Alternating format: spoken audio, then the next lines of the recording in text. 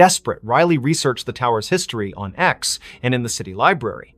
Crestview was built on the site of a 1920s asylum razed after a fire killed dozens.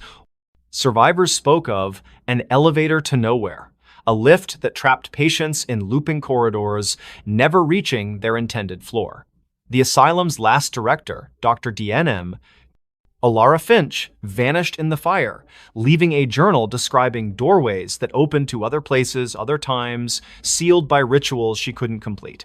Riley's nights grew sleepless. The elevator dinged at odd hours, its doors opening on her floor, revealing those wrong hallways. One night, she woke to find her apartment door ajar, the elevator waiting. A voice, Alara's, she later learned, whispered from the car, "Come inside." Riley slammed her door, barricading it with a chair, but her laptop, left on, displayed a live feed of herself sleeping, filmed from above her bed. No camera was there. She confronted Voss, who paled at the mention of the elevator. "It's her," he whispered, eyes darting. "Alara, she never left." He admitted the tower was built to contain something, a rift, opened by the asylum's experiments that bled into reality. The elevator was its anchor, moving not just between floors, but between worlds. Tenants who rode it too long vanished, their names erased from leases, their apartments empty. Riley tried to leave, but her key wouldn't turn in the lock. The elevator dinged, doors open, revealing a hallway of endless mirrors, each showing Alara's face, pale, smiling, her eyes voids. "Ride with me," she whispered, her voice in Riley's head. Riley ran to the stairwell, but it looped back to the elevator, the car waiting like a predator. In a final stand, Riley entered the elevator, clutching a knife. She pressed every button, hoping to break the cycle. The car lurched, stopping on no floor marked on the panel. The doors opened to a void black, endless, filled with whispers. Alara stood there, her form flickering, her hands reaching. Riley slashed wildly, the knife passing through air, but the elevator shook, sparks flying, the doors shut, and the car plummeted. Riley woke in her apartment, the elevator silent, her knife was gone, her hands bloodied. She fled Crestview Towers, never returning. The landlord reported her missing, but her apartment was empty, her name gone from the lease. Months later, a new tenant rode the elevator to 22. It stopped on 13, the doors opening to a hallway where Riley stood, her eyes black, whispering, "Stay." The elevator still runs in Crestview Towers, never stopping on the same floor twice. Tenants avoid it, but some nights it calls, its ding echoing through empty halls, inviting the unwary to ride where no one returns. Knock from the invisible. In the remote village of Thornwick, nestled deep in the fog-drenched valleys of upstate New York, the old Whitaker cottage stood alone at the edge of Blackthorn Woods. Its clapboard walls sagged and its windows were clouded with grime, yet it drew Clara Wren, a 32-year-old writer seeking solitude to finish her novel. In January 2026, she rented the cottage, ignoring the locals' warnings about its history. "People don't stay long," the grocer said, his eyes darting to the woods. "It knocks, and then it takes." Clara dismissed it as folklore. The cottage was perfect, isolated, cheap, with a stone fireplace and a view of snow-laden pines. She unpacked her laptop, notebooks, and a thermos of coffee, settling into a rhythm of writing by day and stoking the fire by night. But on her third night, as a storm howled outside, she heard it. 3 sharp knocks on the front door. The sound was deliberate, heavy like a fist on wood. She froze, her pen hovering over the page. The door was locked, the windows shuttered. She called out, "Who's there?" No answer. The wind screamed, but the knocks came again, 3, slow, from the door. Clara grabbed a flashlight and peered through the peephole. Nothing but swirling snow. She opened the door, heart pounding, but the porch was empty, the snow undisturbed, no footprints, no tracks. The knocks returned the next night, now from the bedroom wall. 3, always 3, rhythmic and insistent. Clara checked every inch of the cottage attic, crawl space, even under the floorboards. Nothing. Her phone had no signal, the Wi-Fi dead. She drove to town, asking about the cottage's past. The librarian, an elderly woman named Mrs. Hale, paled. "The Whitakers," she whispered. "They built it in 1890. All 5 vanished by 1893. Neighbors heard knocking before each one disappeared. They called it the invisible. Clara scoffed but bought salt and sage, sprinkling the former around doors and burning the latter, as Mrs. Hale suggested. That night, the knocks moved to the ceiling, louder, shaking dust from the beams. "Let me in," a voice whispered, soft and genderless, seeping from the walls. Clara's flashlight caught movement, a shadow darting across the room, formless yet heavy like a weight in the air. She screamed, barricading herself in the bathroom, but the knocks followed, now inside the mirror, the glass rippling like water. She found a diary under a loose floorboard the next day, its pages brittle, written by Eliza Whitaker. "The invisible comes at night," it read. "It knocks to be let in, but it's already here. It wants a vessel." The last entry was scrawled, "I let it in. God forgive me." Clara's hands shook. The diary mentioned a ritual salt and blood to banish it, but warned of a cost. It takes what you love most. That evening, the knocks were everywhere. Walls, windows, even her laptop screen. The air grew thick, smelling of wet earth and decay. Clara's flashlight died, and the fire dimmed, casting shadows that moved against the light's logic. She poured salt in a circle, pricking her finger to drip blood, as the diary instructed. The knocks stopped, replaced by a wail that shook the cottage, windows cracking. The shadow coalesced, a formless mass with eyes like burning coals hovering outside her circle. "You can't keep me out," it hissed, its voice in her skull. Clara chanted the ritual's words, her voice breaking. The shadow lunged, but the salt flared, repelling it. The cottage trembled, beams groaning as the shadow screamed, dissolving into the floor. Silence fell, heavy and wrong. Clara fled at dawn, leaving everything: laptop, clothes, her unfinished novel. She drove to a motel, but the knocks followed, faint at first, tapping her car's dashboard, then her motel mirror. She burned the diary, hoping to sever the tie, but the ashes formed 3 knocks on the table. Her phone, offline, played a recording of her own voice. "Let me in." Thornwick's sheriff searched the cottage, finding no trace of Clara. Her car was found in the woods, empty, with salt scattered across the seats. Locals say the cottage is quiet now, but at night, hikers hear knocks 3, always 3 coming from the trees. A new tenant moved in, unaware. On their first night, they found a notebook, not Clara's, with a single line. "It's already inside." By morning, they were gone, and the knocks began again, waiting for the next to answer. The woman smiled at her own grave. In the fog-choked town of Grayvale, where the cemetery on Hollow Hill was older than the church itself, the gravestones told stories no one dared repeat. It was March 2026 when Elise Carver, a 30-year-old archivist, arrived to catalog the town's records for a university project. Grayvale's library was a treasure trove of crumbling ledgers, but it was the cemetery that drew her a maze of moss-covered stones, some dating back to the 1700s. Locals avoided it, whispering of a woman seen wandering among the graves, smiling at one in particular. Elise, ever the skeptic, dismissed the tales as rural superstition. She set up in a rented room above the town's only inn, her nights filled with dreams of fog and footsteps. Her first visit to the cemetery was uneventful, her camera snapping photos of weathered epitaphs under a gray sky. But one grave stood out: Margaret Vane, 1894, 1924, taken by the mist. The stone was pristine, untouched by time, its inscription sharp. Elise's fingers brushed it, and a chill sank into her bones, though the air was still. That night, her photos wouldn't load. The camera's screen flickered, showing not the cemetery, but a woman pale, with dark hair and a smile that stretched too wide, standing before Margaret's grave. Elise's heart pounded. She hadn't seen anyone there. She deleted the image, but her laptop crashed, rebooting to a desktop wallpaper of the same woman smiling directly at her. The innkeeper, Mrs. Dowell, noticed Elise's unease at breakfast. "You've been to Hollow Hill," she said, her voice low. "Don't go back. Margaret doesn't like visitors." She spoke of 1924, when Margaret Vane, a recluse, was found dead in her home, smiling, with no cause of death. Days before, she'd been seen at her own grave, digging in the dirt, her smile unnerving witnesses. Since then, those who lingered at her grave vanished, their names added to the cemetery's mistaken stones. Elise, stubborn, returned to the cemetery. The fog was thicker, curling like fingers around the graves. She found Margaret's stone again, now surrounded by fresh dirt, as if someone had dug and refilled it. Her camera clicked, but the lens caught a shadow moving behind her, a woman, her dress tattered, her smile a slash of white. Elise spun, finding nothing but fog. Her recorder, left running, picked up a whisper, "You're mine."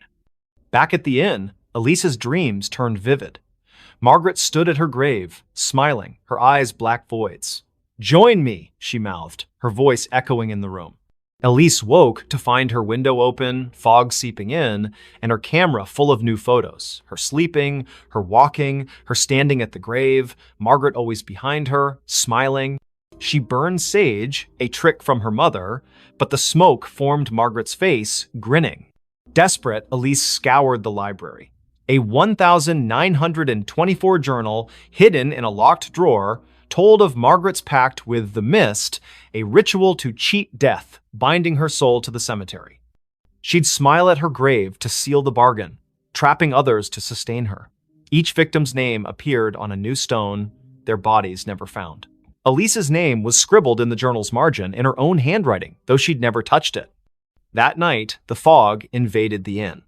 Elise's door wouldn't lock, her phone dead. She fled to the cemetery, hoping to break the cycle.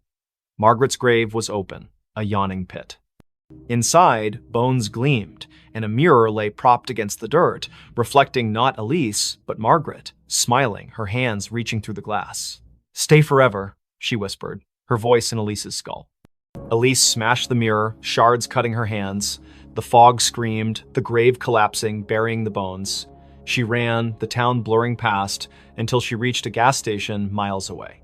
She never returned to Grayville. Her photos left behind were found by the innkeeper, each showing Elise at the grave, Margaret's smile growing wider, her face merging with Elise's. Months later, a new archivist came to Grayville. They found a fresh stone in the cemetery. Elise Carver, 1995-2026, taken by the mist. Locals swear they see her at dusk, standing by the grave, smiling a smile too wide. Her eyes too dark. The fog rolls in thicker now, and those who linger hear a whisper, "Join me." The stones multiply, and Margaret's grave, always pristine, waits for the next name. She vanished in front of everyone. The grand ballroom of the Eldridge Hotel buzzed with excitement on that fateful evening. Crystal chandeliers cast a warm glow over the crowd of 200 guests, all dressed in their finest attire for the annual masquerade gala. Laughter echoed off the marble walls, glasses clinked in toasts, and the orchestra played a lively waltz. At the center of it all was Sophia Laurent, the enigmatic hostess known for her flair for the dramatic. Sophia was a vision in a flowing crimson gown that shimmered like liquid fire under the lights. Her mask, adorned with feathers and jewels, concealed her eyes but not her radiant smile. She was a socialite, a philanthropist, and rumor had it, a woman with secrets deeper than the ocean. "Tonight," she announced from the stage, her voice silky and commanding, "I shall perform a feat that will leave you breathless, a vanishing act right before your eyes." The audience murmured in anticipation. Sophia had hired the best illusionists in the city, but this was her show. She stepped into a large, ornate cabinet at the center of the stage, its doors carved with intricate patterns. Her assistant, a tall man in a tuxedo named Victor, locked the doors with a flourish. The orchestra swelled to a crescendo as he waved a wand, chanting mock incantations for effect. Then, with a puff of smoke and a flash of lights, Victor swung the doors open. The cabinet was empty, the crowd gasped, then erupted into applause. But as the cheers died down, something felt off. Sophia didn't reappear. Victor scanned the stage, his confident grin faltering. "Ladies and gentlemen, a round of applause for Sophia," he called, but there was no sign of her. Minutes turned into hours. The party ground to a halt as guests searched the ballroom, the hallways, even the gardens outside. Police were called, statements taken. She just vanished. One guest stammered to Detective Harlan Reed, who arrived with his notepad and a skeptical frown. Harlan had seen his share of pranks and publicity stunts, but this felt different. No trapdoors, no hidden compartments, the stage had been inspected thoroughly. Harlan interviewed Victor first. It was supposed to be a simple illusion, the assistant insisted, sweat beading on his forehead. She steps into the cabinet, slips out the back through a panel, and hides in the wings. But when I checked, she wasn't there. The panel was still sealed. Next was Sophia's best friend, Elena, who clutched a champagne flute like a lifeline. Sophia was acting strange all week. She kept talking about escaping the illusions of life. I thought it was just her poetic nonsense, but last night she gave me this. Elena handed over a small antique locket. Inside was a faded photograph of a woman who looked eerily like Sophia, dated 1923. Harlan's interest piqued. He delved into Sophia's background. Born into wealth, she had traveled the world, collecting oddities, ancient artifacts, books on the occult. Her mansion was filled with mirrors that seemed to reflect impossible angles, clocks that ran backward. Whispers among her staff spoke of nights when shadows moved on their own. As the investigation deepened, Harlan uncovered a family legend. Sophia's great-grandmother, Isabel Laurent, had vanished in 1923 during a similar gala at the same hotel. Witnesses swore she stepped into a mirror and never came out. The case was unsolved, dismissed as a hoax, but Sophia had been obsessed with it, spending fortunes on psychics and historians. That night, Harlan returned to the ballroom alone. The lights were dim, the stage empty. He approached the cabinet, running his fingers over its carvings. They depicted swirling portals, figures dissolving into mist. On impulse, he opened the doors and stepped inside. The air grew cold, a whisper brushing his ear. "Find me." He spun around, but the doors had shut. Panic surged as the world blurred. When he burst out, the ballroom looked different. Dustier, the chandeliers tarnished. A newspaper on the floor read, 1923 Gala Mystery. Hostess disappears. Harlan's heart raced. This wasn't possible. He rushed to the mirror at the back of the stage, the same one from the old photographs. In its reflection, he saw not himself, but Sophia, her hand outstretched. "The veil is thin here," her image mouthed silently. "I've been waiting." Sophia's vanishing wasn't an act, it was a curse. The Laurent women were bound to a temporal loop, pulled into echoes of the past during moments of high emotion. Isabel had discovered it first, trying to break free but trapping herself. Sophia, learning the truth, had orchestrated the gala to draw attention, hoping someone would follow. Harlan reached toward the mirror, his fingers passing through like water, reality warped. He emerged in 1923, face to face with Isabel, who gasped. "You're from the future?" she asked. Together, they pieced it together. The cabinet was no ordinary prop, it was a relic from an ancient cult designed to bridge timelines. To escape, one had to anchor themselves with a personal token, the locket. Harlan, with Elena's locket in hand, chanted the incantation inscribed inside. A vortex opened, pulling him back, but he wasn't alone. Sophia materialized beside him, gasping for air, her gown disheveled. Back in the present, the crowd had dispersed, but Elena waited. Sophia embraced her friend, tears streaming. "I saw it all, the past, the echoes. I almost didn't make it back." The police called it a hoax, but those who knew the truth kept silent. Sophia retired from the spotlight, donating the cabinet to a museum with a warning. Some illusions are doors best left closed. Yet, on quiet nights, guests at the Eldridge swear they see a woman in crimson vanishing into mirrors, a reminder that some mysteries defy explanation. And Harlan? He carries the locket always, just in case. That voice never stopped. In the quiet suburb of Willow Creek, where maple trees whispered secrets to the wind, lived Emily Carter, a 32-year-old librarian with a penchant for forgotten novels and herbal tea. Her life was orderly books, shelved by genre, days mapped out in planners until the voice began. It started subtly, one rainy afternoon in her attic apartment. Emily was sorting through old vinyl records when a soft murmur echoed in her mind. "Turn left at the corner." She froze, glancing around the empty room. No radio, no neighbors audible through the thin walls. Shaking it off as fatigue, she continued her day. But the voice persisted. That evening, as she walked home from the library, it whispered again. "Cross the street now." She obeyed instinctively, and seconds later, a speeding cyclist barreled past where she'd been standing. Her heart pounded. Coincidence? Or something more?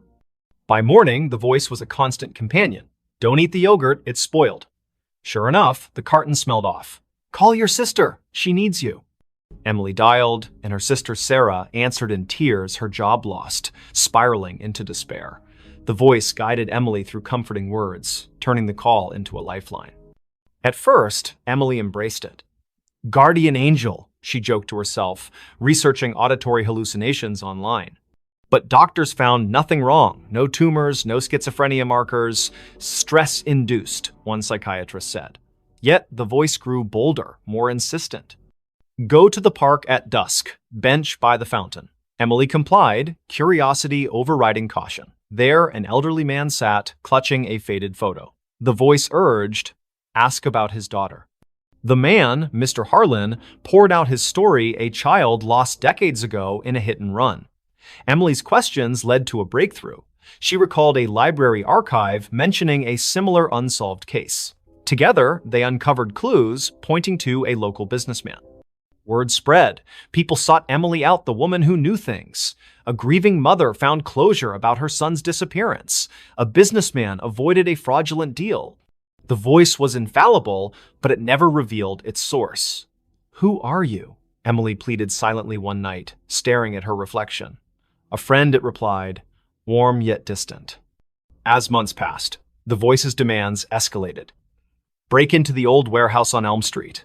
Emily hesitated this crossed lines, but visions flooded her. A kidnapped child hidden there. She went, heart racing, and found the boy, alerting police anonymously.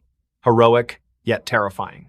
The voice was reshaping her life, pulling her from quiet anonymity into shadows of danger. Then came the nightmares.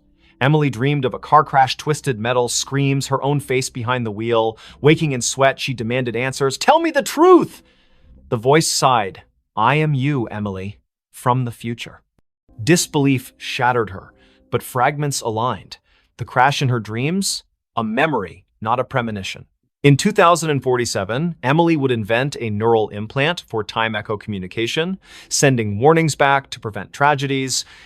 But a glitch trapped her consciousness in a loop, echoing eternally to her past self.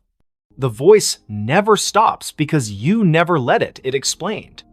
I chose this to save lives, to rewrite fates. But the cost, isolation, madness creeping in. Emily recoiled. Was her life a puppet show? She tried ignoring it, drowning it with music, pills, but it persisted. Save the girl on the bridge tonight. Defiant, she stayed home. The next day's news. A suicide off the Willow Creek Bridge. Guilt crushed her. Resigned, Emily accepted her fate. She became a vigilante of sorts, guided by her future self's whispers. Years blurred. The voice grew fainter, wiser. On her deathbed, surrounded by those she'd saved, Emily smiled. Thank you, she thought. No, the voice replied softly. Thank you for listening. And in that moment, as her eyes closed, she glimpsed the loop closing a young Emily in the attic, hearing the first whisper. The voice never stopped, it simply began anew. The house that was never on the map. In the fog-shrouded hills of rural Vermont, where GPS signals faltered and old paper maps yellowed in glove compartments, stood a house that defied existence. Dr. Elias Thorne, a cartographer by trade, discovered it by accident during a surveying trip in the fall of 2023. His equipment glitched near Blackwood Forest, a blank spot on every digital map, an oversight on the antiques. Curiosity piqued, he hiked through the brambles and emerged at a clearing. There it was, a Victorian mansion, ivy-choked and weathered, its spires piercing the gray sky like accusing fingers. Elias bought it on impulse, dirt cheap from a seller who vanished after the deed was signed. A steal, he told his wife, Mara, and their teenage daughter, Lily. They needed a fresh start after the city had chewed them up. Elias's job loss, Mara's anxiety attacks, Lily's rebellion. The house promised isolation, peace, but from the first night, unease settled like dust. The movers swore the address didn't exist. You're sure this is it? One asked, eyeing the overgrown path. Inside, the room smelled of damp earth and forgotten whispers. Elias laughed it off, but Lily found the first anomaly. Her phone's map app showed an empty field where the house should be. Glitch? she muttered, but zooming in revealed nothing. No streets, no landmarks, just void. That evening, as rain lashed the windows, strange sounds began. Not creaks or groans, but echoes, faint conversations from empty rooms, like recordings of lives long past. Mara heard children's laughter in the attic, though the stairs led to a bricked-up wall. Imagination, Elias dismissed, burying himself in his maps. He spread them across the dining table, marking the house's location obsessively. But no matter how he plotted coordinates, the ink bled, lines curving away as if repelled. Lily explored the basement first. Flashlight in hand, she descended creaking stairs into a labyrinth of cobwebbed shelves. Amid dusty crates, she found a leather-bound journal dated 1897. The entry spoke of a builder, Harlan Crow, who constructed the house as a sanctuary from the world's gaze. But later, pages devolved into madness. The walls shift. Doors open to nowhere. It hides us from maps, from reality itself. The last entry, we are not alone. The others, they never left. That night, Lily dreamed of shadows peeling from the walls, forming humanoid shapes that whispered her name. She woke to find her bedroom door ajar, leading not to the hallway, but to a mirrored corridor stretching infinitely. Panicking, she slammed it shut. In the morning, it was normal again. Bad dream, she told herself, but bruises on her arms suggested otherwise. Elias noticed changes too. Rooms expanded or contracted overnight. The kitchen, once cozy, now felt cavernous, echoes amplifying every footstep. He measured it, dimensions impossible, defying Euclidean geometry. Non-Euclidean spaces, he murmured, recalling Lovecraftian tales. Mara found solace in the garden, but the flowers wilted under her touch, petals curling like screams. The horrors escalated. One evening, during dinner, the lights flickered. When they stabilized, Lily was gone. Elias and Mara searched frantically upstairs, basement, outside, no trace. But from the vents came her voice, faint and distorted. Help, it's pulling me in. They tore at wallpaper, revealing older layers beneath. Faded drawings of trapped figures, hands pressed against invisible barriers. Elias delved into local lore at the town library. Blackwood Forest had a history disappearances dating back centuries. Settlers spoke of a fold in the world, a place where reality thinned, swallowing the unwary. Harlan Crow, it turned out, was an occultist who built the house on a ley line, intending to escape creditors and enemies by making it unfindable. But the ritual backfired, anchoring the house in a liminal space, a pocket dimension that fed on inhabitants. That night, Mara vanished too. Elias heard her screams from the attic, now inexplicably accessible. He climbed, finding a room filled with mannequins posed in frozen agony faces, twisted, eyes hollow. One wore Mara's necklace. No, he gasped, backing away. The door sealed behind him. Alone, Elias confronted the truth. The house wasn't on maps because it wasn't fully here. It existed in the cracks between worlds, luring souls to sustain itself. Whispers surrounded him now. Voices of the lost, including Lily and Mara, begging for release. He tried to leave, but the front door opened to the same foyer, looping eternally. In desperation, Elias burned his maps in the fireplace. Flames roared, illuminating shadows that coalesced into forms Crow and his victims, their eyes pleading. "Join us!" they chorused. As the fire died, Elias felt himself fading, his outline blurring like erased ink. Search parties combed Blackwood Forest for weeks, but found no house, no family. The Thorn disappearance became another legend, whispered in town. Yet, on foggy nights, hikers swear they glimpse a mansion in the trees, one that vanishes when approached, forever unmarked, eternally hungry. Police found something under the bed. The call came at 3:17 a.m., shattering the quiet of Willowbrook's police station. Officer Rachel Hayes, bleary-eyed from a double shift, grabbed the radio. "Disturbance at 42 Maple Lane. Dispatch crackled. Neighbor reports screams. Possible domestic." Rachel exchanged a glance with her partner, Officer Tom Carver. They'd patrolled this sleepy suburb for years. Nothing ever happened on Maple Lane. The house was a modest two-story, its porch light flickering like a dying star. Rachel knocked, but no one answered. The neighbor, Mrs. Clancy, stood across the street, clutching her robe. "It was a woman's scream," she whispered. Then silence. "The porters. They're quiet folks. Something's wrong." Tom jimmied the lock, and they stepped inside. The air was thick, stale, with a faint metallic tang. The living room was pristine, couch cushions fluffed, a muted TV playing infomercials. Rachel's flashlight swept the staircase. "Police!" she called. No response. Upstairs, the master bedroom door was ajar. Rachel nudged it open, her hand on her holster. The bed was unmade, sheets tangled like a struggle had occurred. A bedside lamp lay shattered on the floor. Tom checked the closet empty. Rachel crouched, peering under the bed. Her breath caught. "Tom, get over here." Beneath the bed frame, scratched into the hardwood, was a crude pentagram, its lines smeared with something dark and sticky. In its center lay a bundle, wrapped in a stained blanket. Rachel's pulse hammered as she reached for it, expecting a body. Instead, she found a doll crudely stitched, with buttons for eyes and straw poking through seams. Its fabric was damp, reeking of copper. "Blood?" Tom whispered, his face pale. Rachel nodded, bagging the doll as evidence. The radio crackled back up, was 10 minutes out. But the house felt alive, its silence oppressive. A faint scratching came from the walls, rhythmic, like claws on wood. They searched the rest of the house. In the basement, they found Polaroids scattered across a workbench, images of the Porters, Claire and David, smiling at first, then progressively gaunt, eyes hollow. The last photo showed Claire staring blankly, her hands clutching the doll. Scrawled on the back, "It sees us." Rachel's skin prickled. "We need to find them," she said. But Tom pointed to the ceiling. The scratching had moved upstairs. They ascended cautiously, following the sound to the guest room. The door was locked. Tom kicked it open, revealing a small space with a single window, curtains billowing despite no breeze.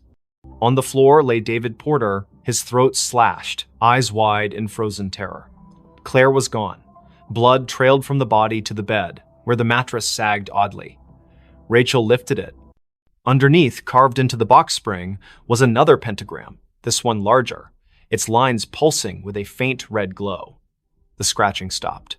A whisper slithered from the shadows. "You found me."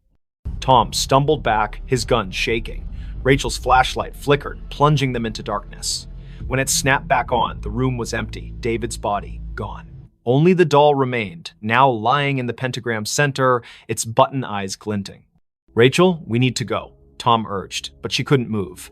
The doll's head twitched, turning toward her. A giggle echoed, high and childlike, though no child lived here. The walls seemed to breathe, closing in. Rachel grabbed the doll, intending to secure it, but it burned her hand, leaving a blistered mark. Backup arrived, flooding the house with lights and voices, but the evidence was vanishing. The pentagram under the bed was gone, the floor pristine.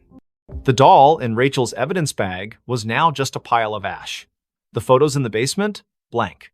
David's body never reappeared, and Claire remained missing. The official report called it a domestic dispute gone wrong, but Rachel knew better. She couldn't sleep. The giggle followed her home, echoing in her apartment. One night, she woke to scratching under her own bed. Heart pounding, she looked, nothing. But her flashlight caught a faint outline, a pentagram, freshly carved, with a single button eye in its center. The next morning, neighbors reported a scream from Rachel's apartment. Police found her bed empty, sheets tangled. Underneath, a new doll lay, its face stitched to resemble Rachel, its eyes wide and unblinking. The case was closed, another disappearance in Willowbrook. But late at night, officers swear they hear scratching from the evidence room where the doll sits, waiting. She came home, but it wasn't her home. Clara Vance stepped off the Greyhound bus in Hollow Pines, Vermont, her boots crunching on the frost-dusted gravel. It was November 2025, and after a decade in Chicago chasing dreams that crumbled into barista shifts and unpaid bills, she was back. The town hadn't changed. Same sagging general store, same church steeple piercing the fog. Her childhood home, 17 Birch Road, waited at the edge of town, a two-story relic her mother left her when she passed last year. Clara hadn't been back since the funeral. The key turned stiffly in the lock, the door groaning as if reluctant. Inside, the air was stale, heavy with dust and memory. Clara dropped her duffel bag, expecting the familiar. Creaky floorboards, faded floral wallpaper, her mother's knitting chair by the fireplace. But something was off. The furniture was rearranged chairs, angled wrong, the sofa pushed against the wrong wall, a faint smell of lavender lingered, though her mother hated floral scents. Jet lag, Clara muttered, rubbing her eyes. She'd driven through the night to catch the bus. Exhaustion could play tricks. She climbed the stairs to her old bedroom, unchanged since she was 16, band posters, a chipped vanity mirror, her old sketchbooks. She collapsed onto the bed, the springs squeaking, and drifted into uneasy sleep. A sound woke her soft footsteps pacing downstairs. Clara froze, heart thudding. She lived alone. Hollow Pines was too small for break-ins. Grabbing a flashlight from her bag, she crept to the landing. The living room was empty, but the knitting chair rocked gently, as if someone had just stood. "Hello?" And she called, her voice swallowed by the house's silence. The footsteps resumed, now from the kitchen. Clara followed, flashlight beam shaking. The back door was ajar, swaying in the wind. She locked it, chalking it up to forgetfulness, but as she turned, her reflection in the kitchen window caught her eye. It didn't move when she did. Her face smiled faintly, then vanished. Clara's scream stuck in her throat. She bolted upstairs, barricading herself in her room. The house felt alive, its walls humming with a low, unnatural pulse. She called the sheriff, but the line crackled, a woman's voice whispering, "You shouldn't be here," before going dead. Morning brought no relief. The furniture had shifted again, now mirrored perfectly, as if the house were a reflection of itself. Clara's sketchbooks, once filled with charcoal landscapes, now held drawings of a woman who looked like her but wasn't. Hollow eyes, too wide smile, hands reaching from shadowed corners. The signature wasn't Clara's. She fled to the general store, begging for answers. Old Mr. Harrow, the clerk, paled when she mentioned 17 Birch Road. "That house," he whispered, "it's cursed. Been empty since your mom died. Folks say it. Mimics things. People. Places." He told of a girl in the 1950s, Abigail, who vanished after moving in. Locals swore they saw her afterward, but she was wrong. Her smile too sharp, her eyes too dark. Clara laughed it off, small-town superstition, but dread gnawed at her. Back at the house, she found a trap door under the rug, one she'd never seen as a child. It led to a basement, damp and cold, its walls etched with spiraling symbols that pulsed faintly under her flashlight. At the center stood a cracked mirror, twice her height. In it, Clara saw not herself, but the other woman, her doppelganger, wearing Clara's clothes, mimicking her movements with a delay, like a lagging video feed. "This is my home now," the reflection-mouthed, voice echoing in Clara's skull. She stumbled back, tripping over a box of her mother's things. Inside was a diary, pages brittle. Her mother wrote of the other Clara, a presence that appeared after Clara left for Chicago. "She walks my halls, wears my daughter's face. I locked the mirror, but she's breaking through." Clara's blood ran cold. Her mother hadn't died of a heart attack. She'd been found in the basement, clutching a rosary, eyes wide with terror. The coroner never explained the claw marks on her arm. That night, the house turned hostile. Doors slammed shut, locking Clara in the living room. The doppelganger appeared in every reflective surface: windows, the TV screen, even a spoon on the table each time closer, her smile stretching wider. "Give me your place," she hissed, her voice a distorted echo of Clara's. Desperate, Clara smashed the basement mirror, hoping to sever the connection. Shards flew, but the doppelganger laughed, her form coalescing from the fragments into a physical being. It lunged, cold fingers grazing Clara's throat. She fought back, shoving it into the trapdoor, which slammed shut. The house shook, walls cracking as if enraged. Clara fled, never looking back. She hitchhiked to Burlington, renting a motel room. But the nightmare followed. Her reflection in the bathroom mirror flickered, showing the doppelganger's face. On her phone, photos of Hollow Pines showed a house that wasn't there, an empty lot where 17 Birch Road should be.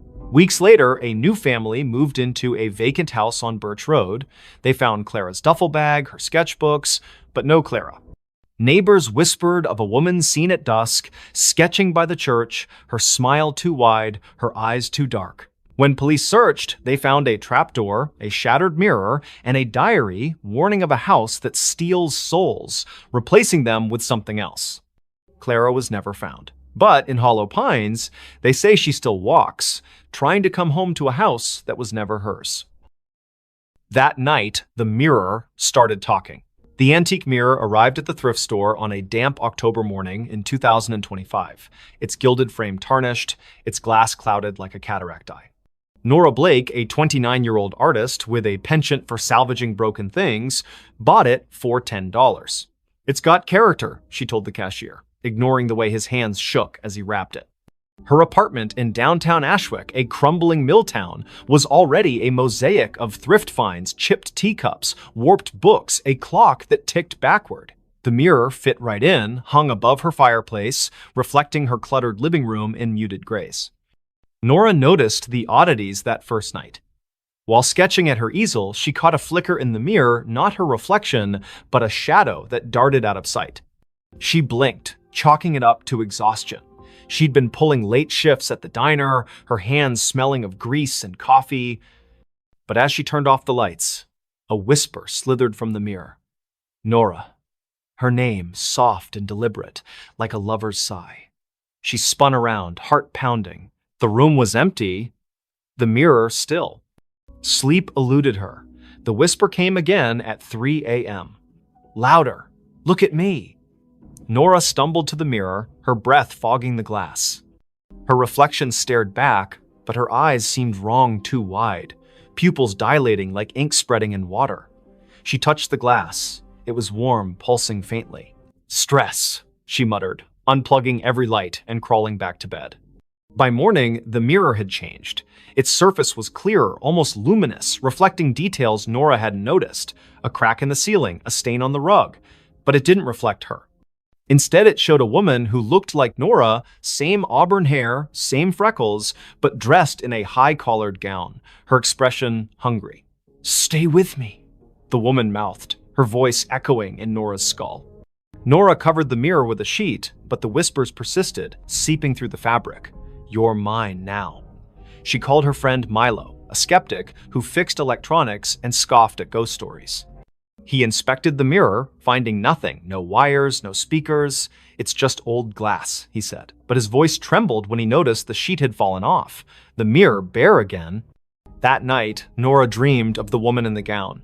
She stood in a candlelit room, walls dripping with black mold, chanting in a language Nora didn't know. The woman's hands reached through the dream, clawing at Nora's chest. She woke gasping, claw marks burning across her ribs. The mirror glowed faintly, the woman's face pressed against the glass from the inside, smiling.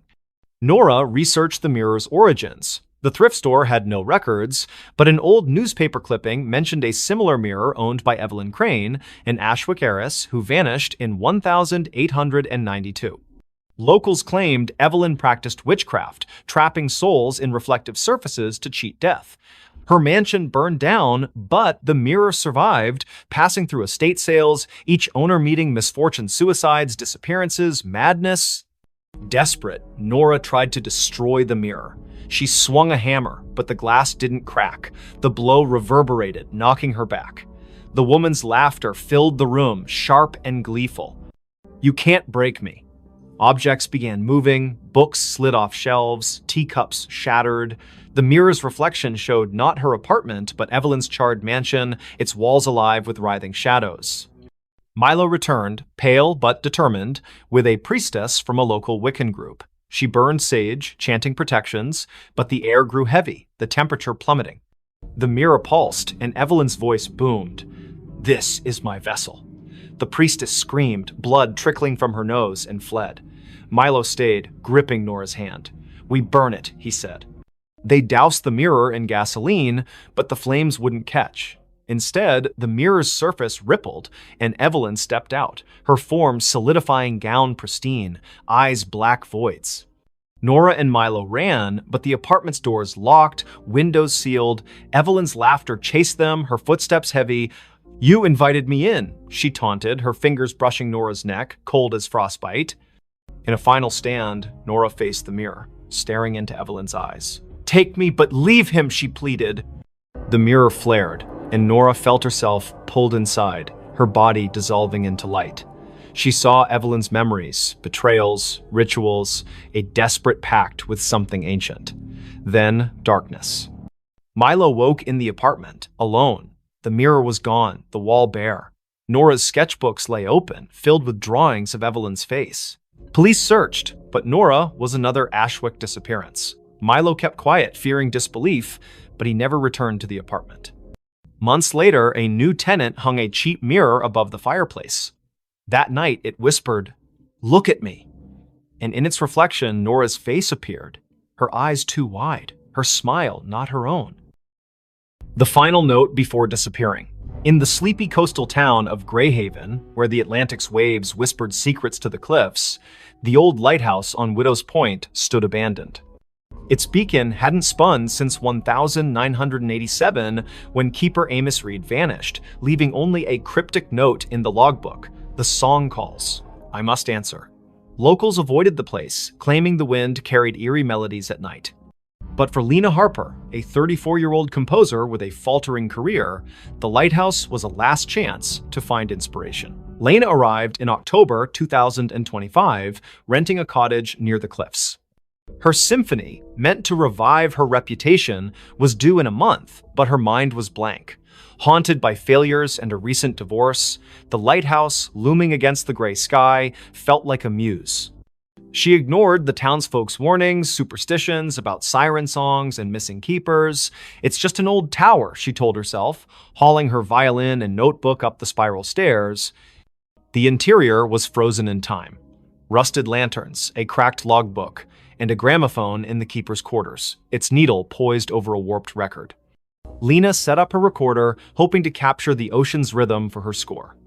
That night, as fog smothered the coast, she played her violin, the notes echoing off the stone walls. Then, faintly, another melody answered a haunting, wordless hum that seemed to rise from the sea. Lena stopped, her bow trembling. The hum continued, weaving through her own music, both beautiful and wrong, like a lullaby sung by something ancient. She checked her recorder. It had caught the sound, clear and unnervingly human. Wind through the cliffs, she reasoned, but her skin prickled. The gramophone needle twitched, spinning the record without power. The hum grew louder, now a voice. Play with me. She fled to the cottage, locking the door.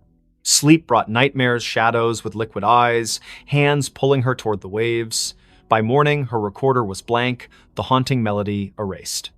Desperate for answers, Lena visited the town library, finding records of Greyhaven's lost.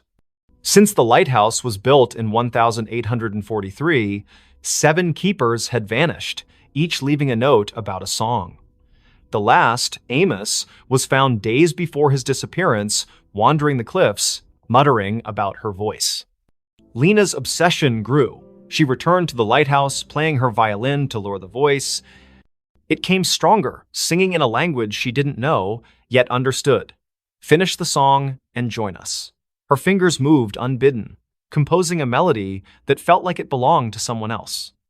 She scribbled it down, a single page, titled The Final Note. It was perfect, her masterpiece, but writing it left her drained, her reflection in the lantern room's glass pale and unfamiliar. That night, the lighthouse shook. The gramophone blared, its record spinning backward, spewing distorted wails. Lena's score glowed faintly on the table, the ink shifting, forming symbols that pulsed like a heartbeat. The voice was inside now. You're mine. Shadows slithered from the walls, their forms humanoid but fluid, eyes glinting like oil slicks. They circled her, humming her own melody. Lena ran, but the stairs looped endlessly, each turn bringing her back to the lantern room. The glass walls reflected not the ocean, but a churning abyss, faces pressing against it. Amos, the other keepers, their mouths open in silent screams. The voice laughed, complete it or stay forever. In a panic, Lena grabbed her score and tore it, scattering the pieces. The shadows shrieked, the lighthouse trembling as if in pain. The gramophone exploded, shards cutting her arms. She stumbled outside, collapsing on the cliffs. Dawn broke, the fog lifting, and the lighthouse stood silent, its door sealed as if never opened. Lena fled Greyhaven, her symphony unwritten. She burned her violin, moved inland, and swore never to compose again. But the melody lingered, humming in her dreams. Months later, a package arrived at her new apartment, no sender, no postmark. Inside was a single sheet of music, her handwriting titled The Final Note. The ink was wet, smelling of salt and decay. She called the Greyhaven sheriff, who sent a deputy to Widow's Point. The lighthouse was empty, the logbook untouched since Amos's note. But on the cliffs, they found Lena's recorder playing a loop of her voice singing the haunting melody, though she hadn't returned. Her cottage was searched, her belongings were gone, replaced by a single note. The song calls. I answered. Fishermen avoid Widow's Point now. On stormy nights, they hear a violin over the waves, joined by a chorus of voices that never fade. The lighthouse remains dark, but some swear its beacon flickers briefly, illuminating a figure at the edge of the cliff, playing one final note before disappearing into the sea. The hiker saw something he wasn't supposed to see. The Appalachian Trail stretched like a vein through the dense forests of northern Maine, where the trees grew so thick they swallowed sunlight. Ethan Caldwell, a 28-year-old photographer with a taste for solitude, hiked its lesser-trodden paths in September 2025. His goal was simple: capture the untamed beauty of the wilderness for a freelance gig. His backpack held a Nikon, a journal, and enough supplies for a week. He didn't expect company. Most hikers avoided this stretch, spooked by rumors of missing campers and strange lights in the woods. By the third day, Ethan was deep in the forest, miles from any road. The air was crisp, scented with pine and damp earth. He set up camp near a nameless creek, its water black under the canopy. As dusk fell, he noticed an oddity. His compass spun lazily, refusing to settle. Cheap gear, he muttered, relying on his map instead. That night, under a moonless sky, he heard it a low hum, like a distant engine, pulsing through the ground. It wasn't animal, wasn't natural. Curiosity tugged at him. The next morning, Ethan followed the creek upstream, chasing the hum's source. His camera hung around his neck, ready to snap anything unusual. The forest grew denser, the trail vanishing into a tangle of roots and moss. Then he saw it, a clearing, unnatural in its perfection, as if the trees had been pushed back by an invisible force. At its center stood a structure, a stone arch, weathered and covered in glyphs that seemed to writhe under his gaze. It wasn't on any map, and Ethan had never read of ruins in this part of Maine. He raised his camera, snapping photos. The glyphs glowed faintly, a sickly green, though no light source explained it. The hum intensified, vibrating in his chest. Through the arch, the air shimmered like heat rising from asphalt, showing glimpses of a different forest darker, with twisted, leafless trees. Ethan stepped closer, his lens capturing the anomaly. That's when he saw her. A figure stood just beyond the arch, humanoid but wrong too tall, limbs too long, its face a blur of shadow. It didn't move, yet Ethan felt watched, his skin crawling as if ants marched beneath it. He lowered the camera, and the figure was gone. But when he checked the viewfinder, it was there, closer. Its face now a featureless void with pinprick eyes. His hands shook as he backed away, the hum now a deafening drone in his skull. Ethan ran, branches clawing at his face. His compass was useless, spinning wildly. The forest seemed to shift, paths looping back to the clearing no matter which way he turned. Panic set in as night fell, the hum replaced by whispers his name, spoken in a voice that wasn't human. You saw, it hissed, echoing from every tree. He stumbled into his campsite, only to find his tent shredded, his journal open to a page he hadn't written, you weren't supposed to see. Desperate, Ethan checked his camera. The photos of the arch were gone, replaced by images of himself hiking, sleeping, eating, taken from angles that meant someone or something had been watching him for days. The last photo showed him standing before the arch, the figure behind him, its long fingers brushing his shoulder. He hadn't felt a thing. He fled toward the nearest ranger station, 20 miles south, using the stars to navigate. But the forest fought him. Roots tripped him, shadows moved against the wind. At dawn, he found a stream and followed it, hoping for salvation. Instead, it led back to the clearing. The arch loomed larger now, the glyphs pulsing red. The figure stood within, motionless, its void face fixed on him. Join us, the whispers urged, now a chorus. Ethan's legs buckled, his vision blurring. He saw flashes, other hikers, campers, their faces frozen in terror, pulled through the arch into that other forest. His camera grew heavy, the strap tightening like a noose. He tore it off, smashing it against a rock. The whispers screamed, the arch flaring bright enough to burn his eyes. Ethan ran blindly, collapsing hours later near a logging road. A trucker found him, incoherent, babbling about an arch and eyes in the dark. Rangers searched, but found no clearing, no structure. Ethan's camera was gone, his journal blank except for that one scrawled note. Doctors diagnosed exposure and trauma, but Ethan knew better. He moved to a city, avoiding forests, but the whispers followed, faint at first, growing louder each night. You can't unsee. Months later, a hiker found a single photo wedged in a tree on the Appalachian Trail, a grainy shot of Ethan standing before a stone arch, his face pale, eyes wide. Behind him, a figure loomed, its fingers on his shoulder. The hiker burned the photo, fearing it would follow him too. But in Greyhaven's bars, they still talk of the arch that appears to the lost, and the things that watch from the other side, waiting for those who see what they shouldn't. The phone rang, but it wasn't plugged in. In the small town of Coldwater, Maine, where winter clung to the streets like a bad memory, Sarah Klein moved into the old duplex on Sycamore Street in December 2025. She was 31, a graphic designer fleeing a toxic relationship and a city that felt suffocating. The duplex was cheap, its faded wallpaper and sagging floors a small price to pay for solitude. The landlord, a nervous man named Mr. Greeley, handed her the keys with a warning. Don't mind the quirks, old houses creak. Sarah nodded, eager to unpack and start over. The first quirk appeared on her second night. She was sorting boxes in the living room when the phone rang, a shrill, brassy jangle from an ancient rotary phone on the kitchen counter. Sarah froze. The phone's cord dangled unplugged, its end frayed and caked with dust. She approached it, the ringing growing louder, insistent. Hesitating, she lifted the receiver. Static crackled. Then a voice, low, garbled, neither male nor female, whispered, "You're not supposed to be here." The line went dead, the phone cold in her hand. Sarah checked the cord again. No outlet, no connection. She laughed nervously, blaming stress. She'd been sleeping poorly, haunted by dreams of her ex's voice echoing in empty rooms. She unhooked the receiver and placed it in a drawer, determined to ignore it, but the next night it rang again, the sound muffled from inside the drawer. Sarah's heart thudded as she opened it. The receiver was back on the cradle, the phone unplugged. "Leave," the voice hissed when she answered. Sharper this time, like it was closer. She called Mr. Greeley, who chuckled uneasily. "That old thing? Been dead for years. Probably faulty wiring. He promised to send an electrician, but no one came." Sarah tried to focus on work, sketching logos on her tablet, but the phone rang every night at 3:13 a.m., each call more menacing. "Get out, or stay forever," it warned, the static now laced with faint screams.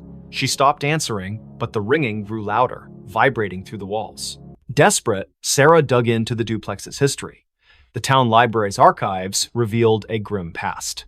In 1974, the previous tenant, Margaret Hale, vanished after neighbors reported hearing her scream during a storm. Her belongings were found untouched, except for a rotary phone unplugged with a note beside it. It won't stop. Other tenants had fled over the decades, citing noises and bad feelings.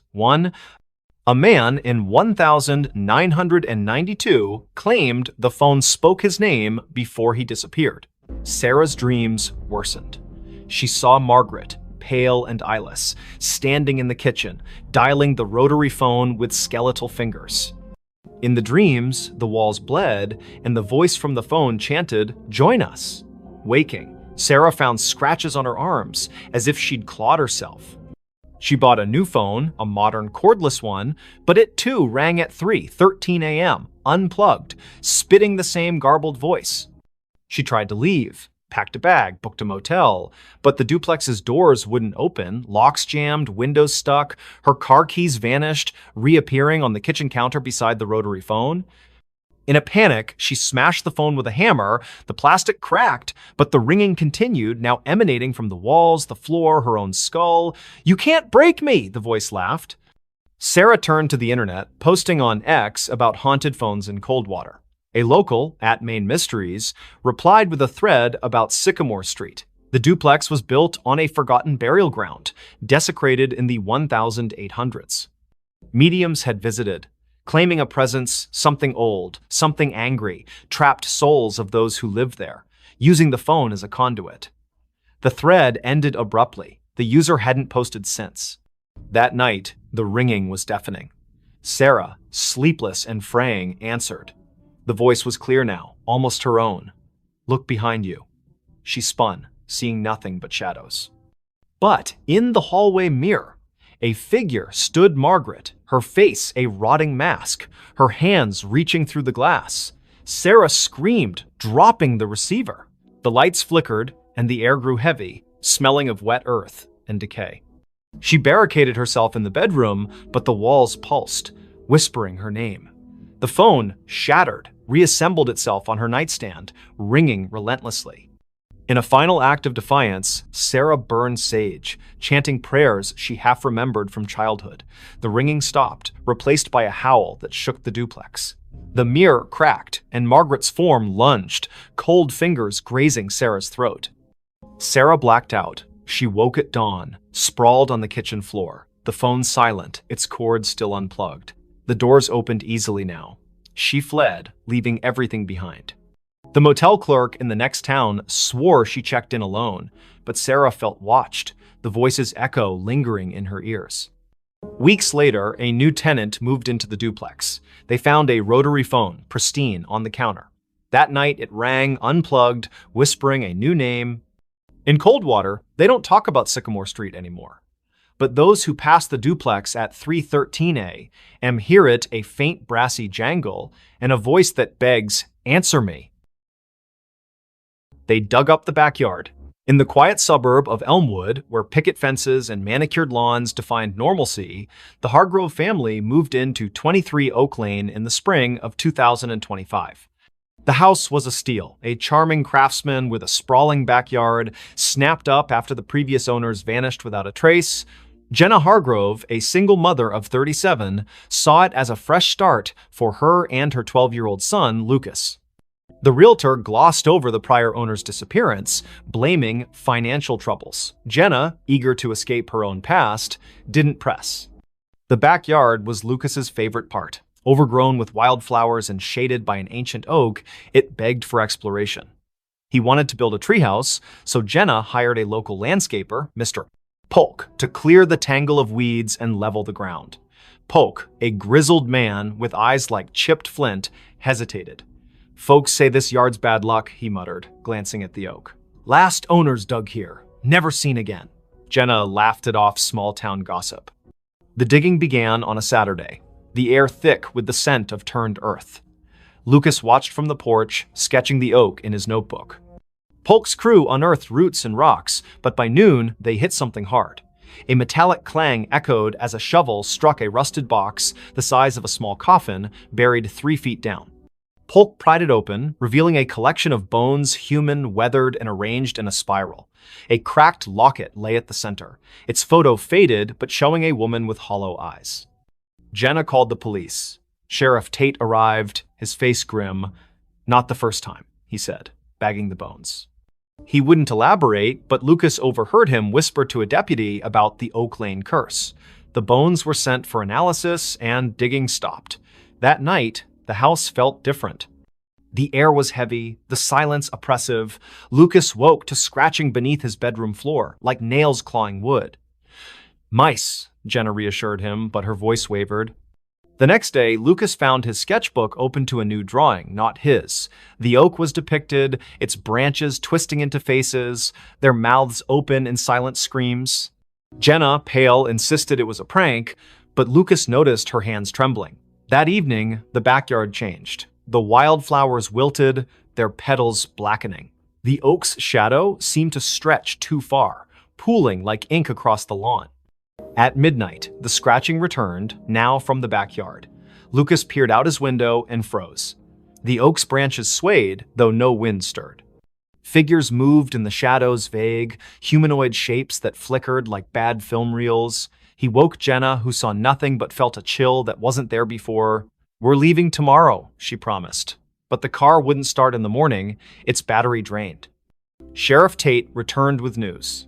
The bones were over a century old, likely from a family that lived on the land in the 1870s. They'd vanished after digging a well under the oak, leaving behind rumors of a deal with something in the earth. The locket's photo matched a missing woman, Eliza Marrow, rumored to have practiced rituals to bind the land. Tate warned Jenna to stay out of the backyard, but Lucas couldn't resist. He sneaked out at dusk, drawn to the oak. The ground where the box was found had shifted, forming a shallow pit. Inside, the locket lay again, open, its photo now cleared Jenna's face, not Eliza's.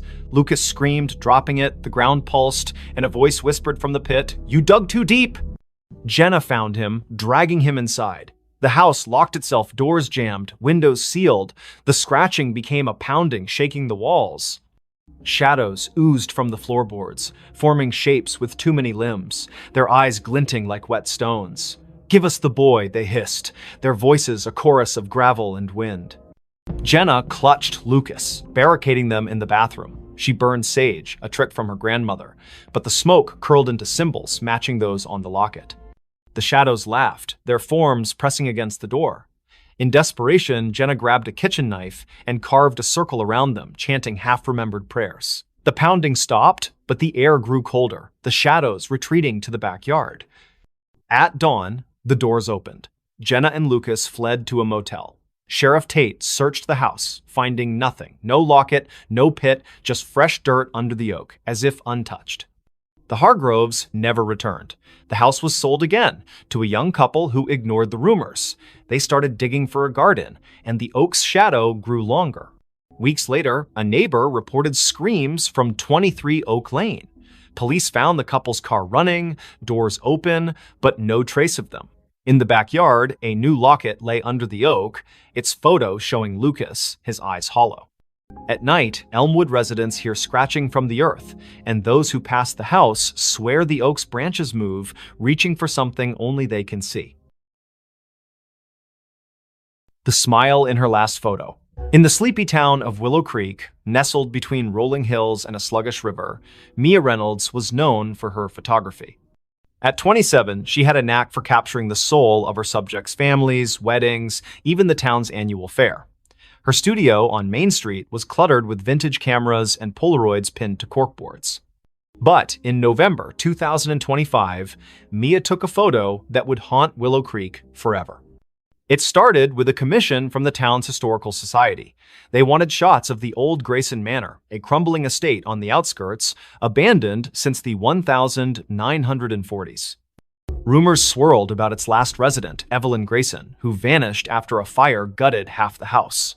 Locals whispered of her ghost, a pale figure seen in the manor's broken windows, smiling. Mia, a skeptic, saw it as a chance to boost her portfolio. She arrived at the manor on a foggy afternoon, her Nikon slung around her neck. The air was heavy, smelling of damp wood and something sour like rotting flowers. The manor loomed, its spires jagged against the gray sky, windows like empty eyes. Inside, dust motes danced in her flashlight's beam, illuminating peeling wallpaper and charred furniture. Mia snapped photos, the click of her shutter echoing in the silence. In the upstairs parlor, she found a cracked vanity mirror, its surface clouded but oddly warm to the touch. As she framed a shot, her camera's viewfinder flickered, showing not the room, but a woman pale, with long dark hair, wearing a tattered dress. Her smile was too wide, stretching beyond human limits, her eyes black voids. Mia gasped, lowering the camera. The room was empty, but the mirror reflected the woman, her head tilting as if studying Mia. Heart pounding, Mia fled, her photos untouched. Back at her studio, she developed the images. Most were normal, dusty rooms, broken stairs, but the last photo, taken in the parlor, showed the woman standing behind Mia, her smile splitting her face. Mia's own reflection in the photo was wrong, her eyes wide with terror she didn't remember feeling. She burned the print, but the image lingered in her mind, that smile searing itself into her dreams. That night, her studio phone rang, though the line had been disconnected for months. Static crackled, followed by a voice, soft, feminine giggling. "You saw me." Mia yanked the cord from the wall, but the ringing continued, now from her cell phone, then her laptop, then nowhere, and everywhere. She locked the studio and ran home, but the giggling followed, echoing in her apartment's walls. Mia confided in her friend Caleb, a librarian with a passion for local history. He dug into Grayson Manor's past, uncovering Evelyn's story. In 1943, Evelyn, a recluse, was suspected of occult practices. Neighbors reported strange lights and chants from the manor. The night of the fire, Evelyn was seen smiling through the flames, unharmed, before vanishing. Her last photo, taken days earlier, showed that same unnatural smile, her eyes black as ink. Caleb warned Mia to stay away, but she couldn't. The manor pulled her back, her camera heavy in her hands. She returned at dusk, the air colder, the manor darker. In the parlor, the mirror glowed faintly, and the woman Evelyn stepped out, her form flickering like a bad signal. "Take my picture," she whispered, her voice in Mia's skull.